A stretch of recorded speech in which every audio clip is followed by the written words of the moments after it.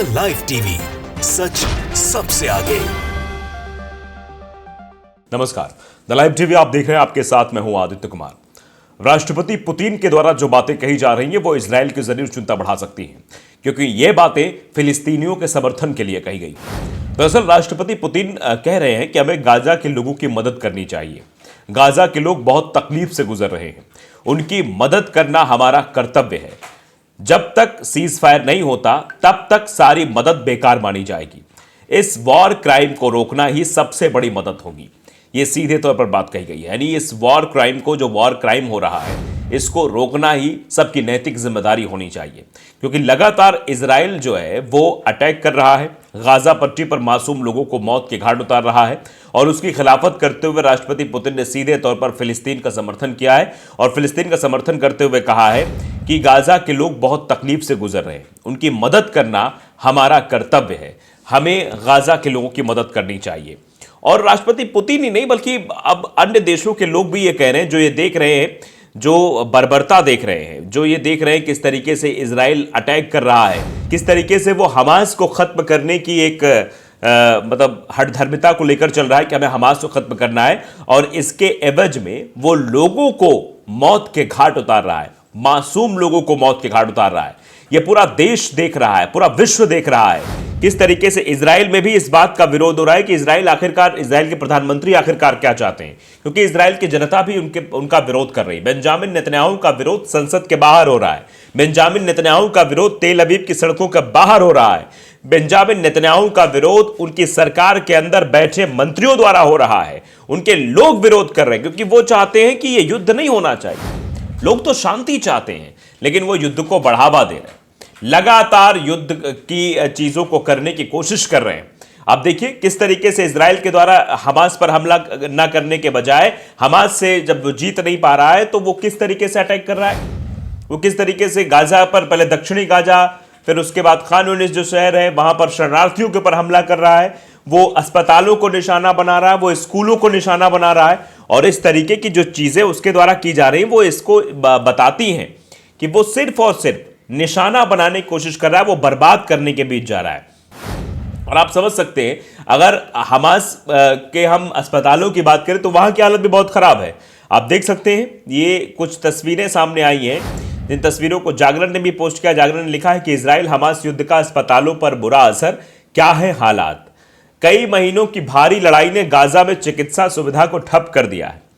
बढ़ते संघर्ष के दौरान फिलिस्तीनियों ने दक्षिणी गाजा स्थित खान यूनिस में मुख्य अस्पताल को भी खाली करना शुरू कर दिया है। बुधवार को चिकित्सकों ने वीडियो साझा कर यह जानकारी दी। गाजा में आधे से कम अस्पताल आंशिक रूप से काम कर रहे हैं। इजराइल ने आतंकवादियों पर अस्पतालों और अन्य नागरिक इमारतों पर कब्जा करने का आरोप लगाया, जिसके कारण अब इजराइल के बम गाजा में मौजूद अस्पतालों पर भी गिर रहे हैं।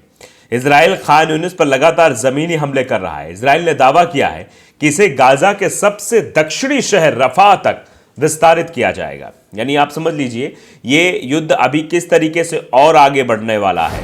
गाजा को बमों से पाटने के बाद हमास पर इजराइल का बड़ा हमला, इस तरीके की खबरें भी वायरल की जा रही हैं। ये बताने समझाने की कोशिश की जा रही है कि हमास पर तो हमला कर रहा है, जबकि आप भी जानते हैं कि हमास पर हमला नहीं कर पा रहा है। और अब जो कतर ने मध्यस्थता की थी, जिससे कुछ दिनों के लिए सीज फायर हुआ था, यानी युद्ध विराम हुआ था, वो क्या फिर से हो पाएगा, ये भी सवाल है।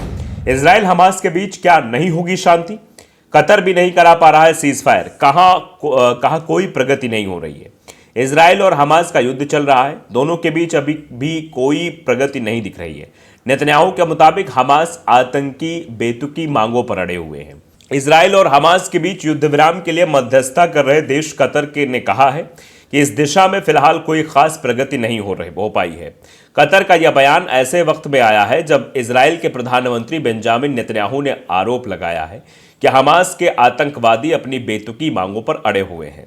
कतर के प्रधानमंत्री शेख मोहम्मद बिन अब्दुल रहमान अल थानी ने म्यूनिख सुरक्षा सम्मेलन में अपने संबोधन में मानवीय पहलू से जुड़ी समस्याओं का जिक्र किया है। नेतन्याहू पर इस बात का बेहद दबाव है कि वो उन बंधकों को सुरक्षित लाएं जिन्हें हमास ने 7 अक्टूबर को हमला करने के दौरान कब्जे में लिया था। नेतन्याहू ने कहा कि उन्होंने अमेरिका के राष्ट्रपति जो बाइडेन के कहने पर इस सप्ताह की शुरुआत में एक प्रतिनिधिमंडल काहिरा भेजा था, लेकिन उन्हें अब दोबारा भेजे जाने का कोई तुक समझ नहीं आ रहा। हमास चाहता है कि गाजा में स्थायी युद्ध विराम हो और इजराइल फिलिस्तीन के उन सभी कैदियों को रिहा करे जो उसकी जेलों में बंद हैं। नेतन्याहू ने मिस्र के साथ लगती गाजा की सीमा पर स्थित शहर राफा के जमीनी हमले रोकने के अंतर्राष्ट्रीय अनुरोध की भी अनदेखी की है। वो किसी भी सूरत में हमले को रोकने के पक्ष में नहीं है। उन्होंने कहा कि हमास पर पूर्ण विजय के लिए हमले जरूरी हैं। एसोसिएट प्रेस के पत्रकारों और अस्पताल के अधिकारियों के अनुसार शनिवार को मध्य गाजा में हवाई हमलों में बच्चों सहित 40 से अधिक लोग मारे गए और कम से कम 50 लोग घायल हुए हैं। इजराइल की सेना ने कहा कि हमने हमास के खिलाफ हमले किए हैं। गाजा के स्वास्थ्य मंत्रालय ने शनिवार को कहा कि गाजा में अब तक 28,858 लोग मारे गए हैं और इनमें से 70% लोग जो है वो महिलाएं और बच्चे शामिल हैं। तो आप समझते हैं कि किस तरीके के हमले हो रहे हैं, किस तरीके से निशाना बनाया जा रहा है।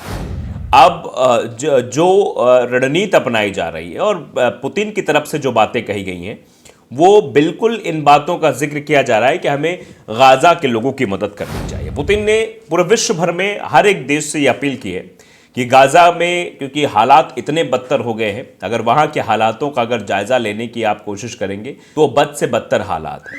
वहाँ स्थितियाँ नाजुक हो गई हैं। वहाँ पर लोगों को किस तरीके से प्रताड़ित किया जा रहा है, इनकी तस्वीरें अब आप देखकर यह अंदाज़ा लगा सकते हैं। स्थितियाँ गंभीर हो गई हैं। दरअसल गाजा में आप समझिए अस्पताल नहीं है, वहाँ पर अस्पतालों की हालत ख़राब है। दक्षिणी गाजा की तरफ से हालत बिल्कुल ख़राब हो गई है। उत्तरी गाजा तो समाप्त ही हो चुका है। लगातार जो हमले किए जा रहे हैं, उन हमलों से अस्पतालों में घायलों को सही तरीके से उनको इलाज नहीं मिल पा रहा है। ईंधन की अलग से कमी है और कतर की तरफ से मध्यस्थता जो हुई थी तो उसमें थोड़ी बहुत राहत ज़रूर फिलिस्तीनियों को पहुंची थी, जिसमें युद्ध विराम हुआ।